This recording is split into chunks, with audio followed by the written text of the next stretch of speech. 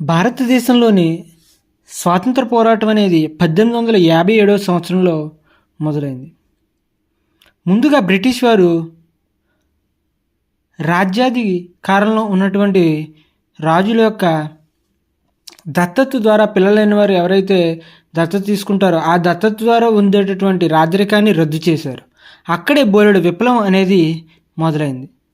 తర్వాత పాలన అనేది కొంతమంది రాజులు సరిగ్గా చేయడం లేదని వారిని తొలగించడం జరిగింది. అలా తొలగించిన వారిలో మొదటిసారిగా అయోధ్య నవాబును తొలగించడం జరిగింది. అప్పుడు రాజులందరిలోనూ ఈ స్వాతంత్రం మీద కొన్ని రకాల శ్రద్ధలు అనేవి కనిపించాయి. అయితే ఇంకొక ముఖ్యమైన విషయం ఏమిటి అని అంటే, బ్రిటిష్ వారు విపరీతంగా క్రైస్తవ మతాన్ని వ్యాప్తి చెందడం కోసం ఎంతో కృషి చేస్తూ ఉండేవారు. అంతేకాకుండా వాళ్ళ సైన్యంలో 2 లక్షల మంది పైగా భారతీయ సైనికులు చేర్చుకుని వారిలో కుల మత విభేదాలు సృష్టించేవారు. వారికి తక్కువ జీతంతో పని చేయించుకునేవారు. మరియు ఆవు కొవ్వు మరియు పంది కొవ్వు పూసిన తోటాలను వారి చేత ఉపయోగించేవారు.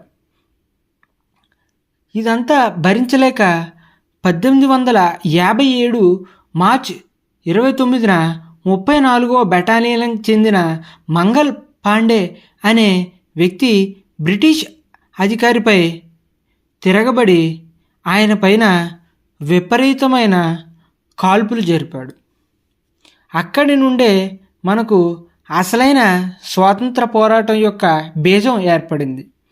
అయితే అతన్ని ఎలాగైనా సరే శిక్షించాలని ఆలోచించిన బ్రిటిష్ సైన్యం అందరికీ తెలియాలి అని చెప్పేసి అతన్ని బహిరంగంగా తీసుకుని వచ్చి సైనికులు అందరినీ కూడా పిలిపించి ఆయనను బహిరంగంగా ఉరితీయడం అప్పటిలో చర్చనీయాంశంగా భారతదేశంలోని స్వాతంత్ర పోరాటం అనేది 1857వ సంవత్సరంలో